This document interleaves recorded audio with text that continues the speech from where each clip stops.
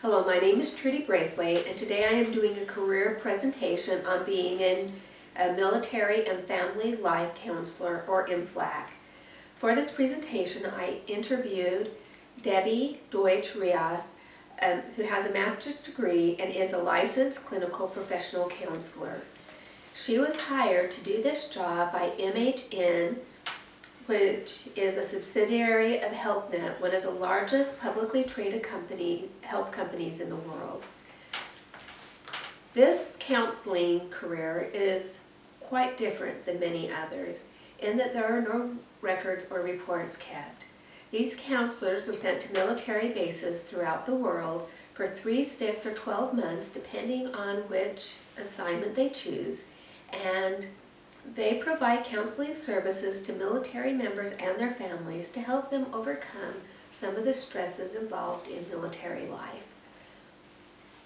Their counseling sessions are done without any notes or records of who came to receive counseling, to help provide anonymity and to help the service members and their families feel more comfortable coming to receive counseling services.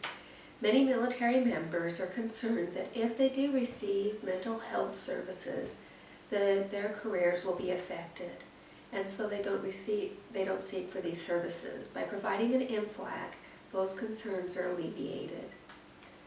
Mrs. Deutsch-Rios really enjoys this job. She has found that the military members and their families are very cooperative and respectful, that there's a much lower no-show rate than there was in her private practice. The places that she worked before, the no-show rate was up to 40%, and here she says it is nearly non-existent. She also enjoys working with people who really want to deal with their problems and overcome them, and finds that one of the greatest joys in her job is seeing people overcome their problems. She also really likes the flexibility of her work schedule, and she loves the travel that is involved in it. She works at an office on Lakenheath Air Force Base, next door to the office of the other MFLAC counselor that is stationed here. Her work hours are flexible, but generally run between 8 a.m. and 8 p.m. Monday through Friday. She is encouraged to keep those hours to under 40 for her own well-being and health. The biggest stressors she has seen have been at bases where she was not wanted. There are some places where the military members, the leadership, or other people really do not want to have any counseling services. They will also sometimes take out bad experiences that they have had on the past with other counselors, even through other organizations, on the counselors who are working there.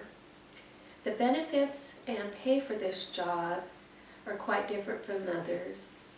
They do get health insurance, sick leave, and holidays off, and their rotations are from 3 months to 6 months or 12 months. They get paid $75,000 per year. As far as Mrs. Deutsch-Rios knows, this is the payment for everyone, no matter what experience they have.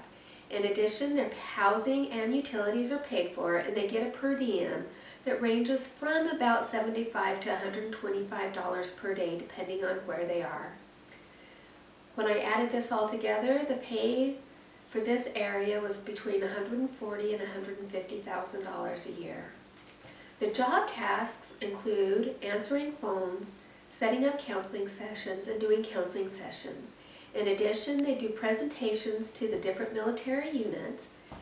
They also explain the services that are available to deploying military members and their families, and to those who are returning from deployments.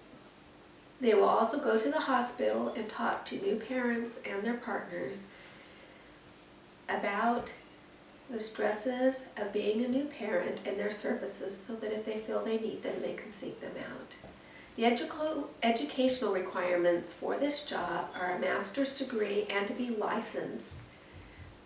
The licensure requirements vary depending on where you are wanting to be stationed. Some states require to have license in that state, even to work on the military base, and others do not.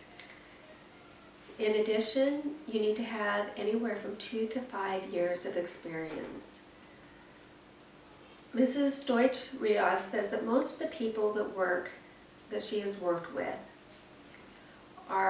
do not have families. They are not at that time in their life. Those people tend to choose other careers that do not involve so much moving, but many of them do bring their spouses with them, and many are either divorced or single people who like to travel the world and do counseling. I think this is a very interesting career field and hope to be able to learn more about it. Thank you.